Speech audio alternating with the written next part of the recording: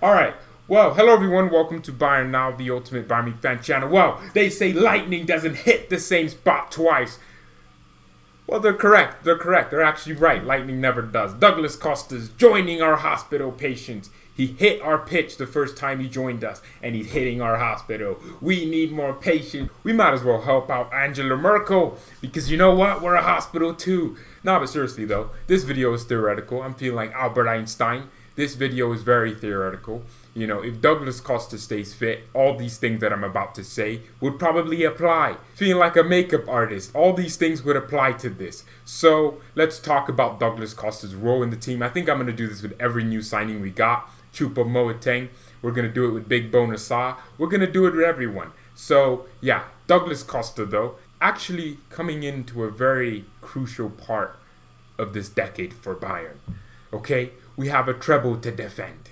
We're gonna defend the Nah, but seriously, it's gonna be tough though. It's gonna be tough. If you want to defend the Champions League especially, you're gonna need to have the entire world aligning by your side. All the stars looking at you and aligning. So yeah, for me, Douglas Costa has always been a very good player. I mean, look, with Douglas Costa, he's one of those players that you look at and you say, Douglas, if only you did this, and if only this happened for you, if only this didn't happen to you, you would have been at this great level. I mean, he has the talent to do that, but the consistency was always his issue, and also couple that with his injury history, that wouldn't have surely helped. So for me though, he's coming into a team that needs him as a fourth winger. This is not 2015 where we had four wingers on the pitch. No, we had four midfielders. No, actually, we had like six midfielders. Thiago on the right. It was weird. Bastian on the left. It was weird. So he's coming into a team that needs him more than ever. This isn't the normal fourth winger we talk about. That's why Chelsea fans were like, why do you want Adoy? He's not going to play. Yes, he would. If you consider the fact that we're playing 3 games a week, there's all these tough opponents that want to beat Bayern Munich. They only turn up against Bayern. You need different solutions. And if you have the smallest squad in the Bundesliga, you certainly need different solutions. And if you're playing teams that, of course, want to beat you, you're going to get tired. Games are going to feel longer. If a team's 1-0 up against you and it's the 70th minute, oh my goodness, feeling like Doctor Strange, they're about to reverse time. They're going to waste all the time possible. So that's why we needed a fourth winger. And I'm sure the club definitely thought of that. For me, Douglas Costa is very good, like I said. The right wing position has always been his. He can definitely play across the front three, left wing and right wing, not a striker though. And the thing is, we need oh my goodness. Did I actually finish this? Oh, I just put his face in the text. Oh, Lamptey. Link with Lamptey. Well, we don't have Lamptey. We never bought him. Thiago roller ability. You know, I'm not changing it. I'm just too lazy to. Yeah, but let's see what happens with Douglas Costa. Look at Sané, for example. Leroy Sané getting injured kind of bummed me out, because I was like, Sané, him and Gnabry are finally building. Lewandowski's finally building too. Even against Hoffenheim, we lost 4-1. But Sané had a decent game. He was involved in what we did in the game, attacking-wise. And before he went off, I think that's when he got injured, by the way. The same game, yeah. Before he went off, Sané had this incredible run that picked up a foul. But what he does is he's so direct that defenders are like, oh my goodness. So Douglas Costa's definitely going to bring that same energy to us. Now I'm just hoping that both can stay fit. Imagine it's April, you're playing Champions League quarterfinals and semifinals, right? Those are probably the toughest games in your season. They always are. I don't care if you're playing Porto, it's going to be tough. If a team's in the Champions League quarterfinals, they earn the pedigree to be there, which means they're a tough team. And let's say it's the 77th minute. The opponent has held on Bayern Munich for 77 minutes. It's 1-1. Sané's looking tired, but he's not injured, of course. He's looking tired. Gnabry might look tired. And then Douglas Costa's warming up. That's going to be a long night. That's going to be a long 13 minutes left in the game till it's the 90th minute. That's going to be important for us going forward. To have that depth, to have that quality coming off the bench. I felt one of the biggest reasons Lewandowski also felt the same. Karl-Heinz Rummenigge also felt the same to a certain extent. Hansi Flick probably feels the same. We won the UCL, the Champions League, the Champagne League. We popped that trophy at the end because we had such a magnificent bench. I criticize Tolisso all the time because I don't think he's Bayern starter quality. And that's just my opinion. But him coming off the bench, this guy scored against Chelsea. He had some very good cameos here and there in the Champions League campaign. And of course, I mentioned the Champions League more times than I mentioned the DFB Pokal and the Bundesliga because the Champions League, it's really hard to win that. I mean, the Bundesliga, you could lose 4 games and still win. The Champions League, you kind of have to go undefeated. There are ties that are decided based on away goals, so you kind of have to win pretty much everything. You have to play at a certain level that you don't play at with Bundesliga games, which is why I use Champions League games as a bigger example.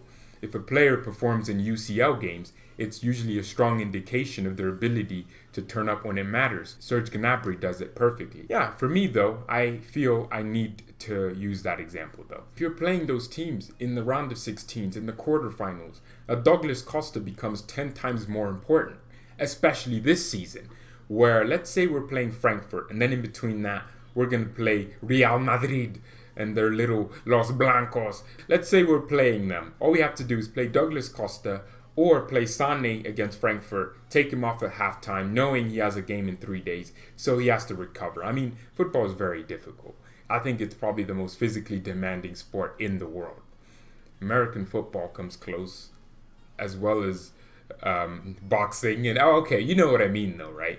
In terms of playing with a ball, I think it's physically demanding. The recovery is much needed.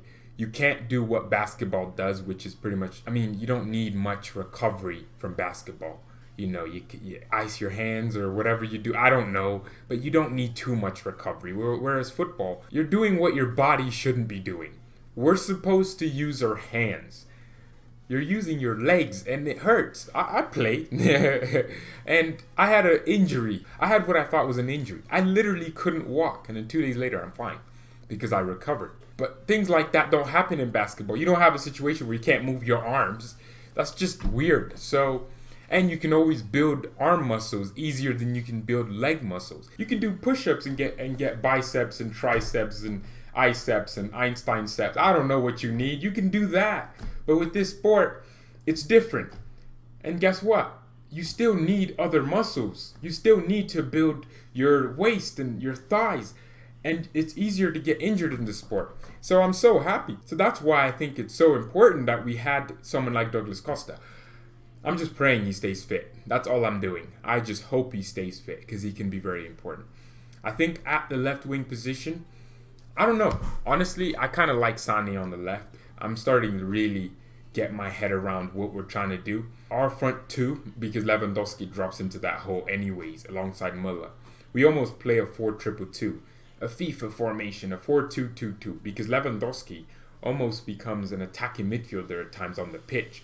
Crazy because he's still scoring 4 goals a game, but he does become that. And that gives so much space to Sané and Gnabry to run into. Against Schalke, that's exactly what Flick wants to do with that front three. Lewandowski drops into the pocket. Defenders are naturally going to want to follow him because even if Lewandowski isn't shooting, he has an amazing football IQ. He has an amazing passing range. He's everywhere, essentially. And for me, that's so important. And you saw the run Sané made him behind. And then the way he composed himself in front of goal. That was a crazy run. You saw the way Gnabry was running around like he's some point guard with all the energy he had. And that's what I think Hansi Flick wants to do.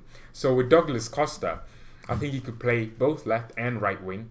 Left wing, you're going to see him take some fullbacks and use his pace. Right wing, you're going to see him cut inside and do rainbow flicks. I mean, that's what I like too about Douglas Costa and the signing. He brings flair. I think we lost a lot of flair. Thiago left, you lost flair.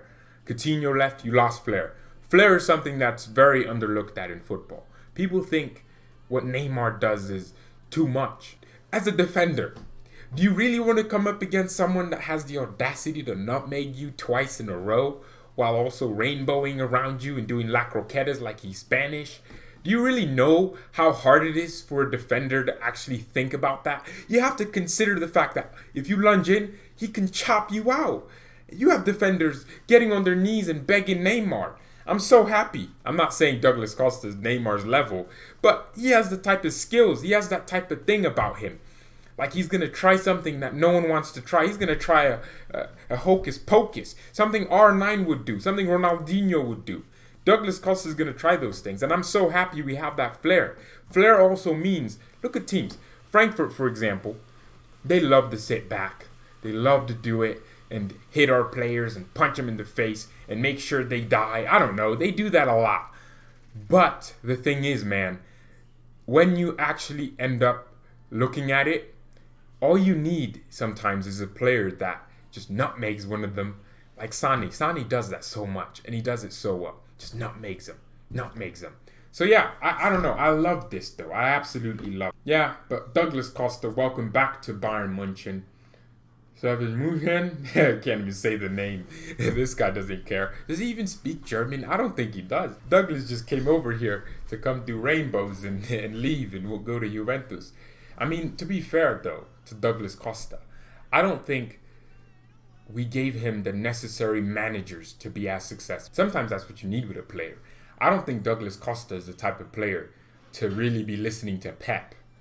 The same way Sane almost... I mean, this guy was joking about how Pep is too obsessed with tactics. I think that's a sign. Sometimes managers like Pep Guardiola, managers like Carlo Ancelotti to a certain extent, sometimes they just maybe don't give their players too much freedom. Whereas Hansi Flick, Davies said it, Flick lets them play. He lets them do what they want with a plan. And that's what I like. I like that. So hopefully that helps out Douglas Costa. Because if Costa's allowed to do his thing and he's getting the ball, that's it. Our wingers get the ball a lot, man. And that's what I like. You have line-breaking passers like Alaba, like Lucas Hernandez is slowly starting to get better at, like Niklas Jula, always been good at it. You have line-breaking passers and also Kimmich and Goretzka and all these midfielders we have that can get the ball to him. Oh my goodness, it's going to be a long game for whatever defender has to play against that front three, man. So thank you everyone so much for watching. Mia San Mia and peace.